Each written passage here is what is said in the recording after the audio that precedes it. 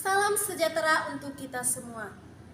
Perkenalkan, nama saya Ewaldina Funi dari program studi PGSD Universitas Flores Indi.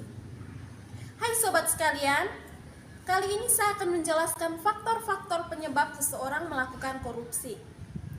Ayo kita belajar bersama untuk menggali banyak pengetahuan dengan menyimak penjelasan dari video berikut ini. Selamat menyaksikan. Sebagaimana kita ketahui bersama bahwa korupsi adalah kejahatan yang luar biasa. Kenapa disebut luar biasa? Antara lain karena setiap orang berpotensi melakukan korupsi jika dia tidak berhati-hati. Perilaku korupsi terjadi karena sikap mental materialistik dan konsumtif di masyarakat serta sistem sosial dan politik yang masih mendewakan materi. Perilaku korupsi dipicu oleh faktor internal atau faktor dari dalam diri individu dan faktor eksternal atau faktor dari luar diri individu. Faktor internal terdiri dari dua aspek, yaitu aspek individu dan aspek sosial. Sedangkan faktor eksternal terdiri dari aspek sikap masyarakat terhadap korupsi, aspek ekonomi, aspek politik, dan aspek organisasi. Kita bahas yang pertama dari faktor internal, yaitu aspek individu. Apa yang disebut dengan aspek individu? Antara lain adalah sikap atau sifatnya yang tamak, kemudian moral yang kurang kuat atau lemahnya moral, kemudian gaya hidup yang konsumtif. Faktor internal yang kedua adalah aspek sosial. Perilaku korup dapat terjadi karena dorongan perilaku keluarga atau orang-orang yang dianggap signifikan buat dirinya.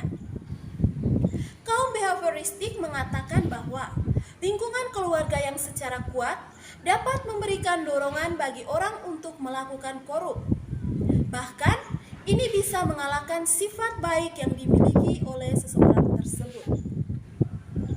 Lingkungan keluarga ataupun lingkungan orang-orang terdekat ini justru mendorong seseorang untuk menyalahgunakan kekuasaannya.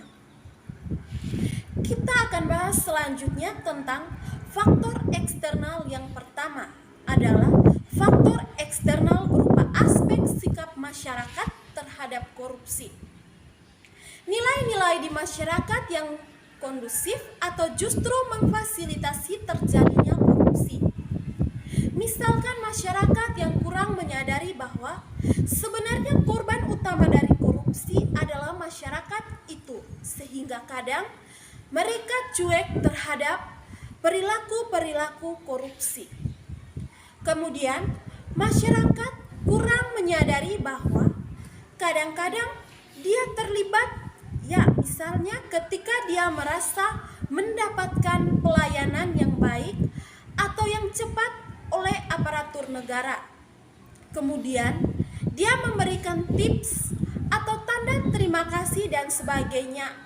Itu sebenarnya adalah perilaku yang memfasilitasi orang lain untuk berbuat korupsi. Kemudian masyarakat yang kurang menyadari bahwa korupsi akan bisa dicegah sebenarnya dan diberantas bila masyarakat semua dari seluruh lapisan masyarakat itu secara aktif di dalam agenda pencegahan dan pemberantasan korupsi. Aspek eksternal yang kedua adalah aspek ekonomi, yaitu berupa pendapatan yang tidak mencukupi sehingga dia merasa perlu mendapatkan tambahan untuk memenuhi kebutuhan hidupnya. Sayangnya, dia mendapatkannya dengan cara yang tidak benar. Faktor eksternal berikutnya adalah aspek politik, yaitu kepentingan politik dalam meraih dan mempertahankan kekuasaan. Sebagaimana sering kita dengar, politik terjadi pada saat pemilihan kepala daerah misalkan. Akhirnya pada saat mereka menjabat, maka mereka akan melakukan perilaku korupsi untuk mendapatkan kembali uangnya. Aspek selanjutnya dari faktor eksternal adalah aspek organisasi, yaitu kurang adanya keteladanan dari pimpinan. Kemudian yang berikutnya tidak ada atau lemahnya kultur organisasi yang dapat mencegah terjadinya perilaku korupsi. Kemudian kurang memadainya sistem pertanggungjawaban akuntabilitas yang benar, lemahnya sistem pengendalian manajemen, dan lemahnya pengawasan. Hal itu semua merupakan aspek organisasi yang dapat menjadi penyebab munculnya perilaku-perilaku korupsi.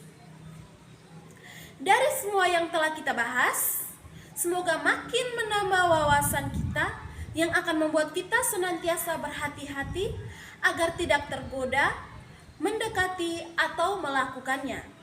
Ingat, sekali kita tergelincir, sulit untuk keluar kembali. Semoga Tuhan senantiasa menjaga kita dan memberi kita kekuatan kepada kita semua agar dapat menghindari perilaku-perilaku korupsi. Baik, demikian saja penjelasan saya tentang faktor-faktor yang menyebabkan korupsi. Mari kita kenali agar kita dapat menghindari. Sekian dan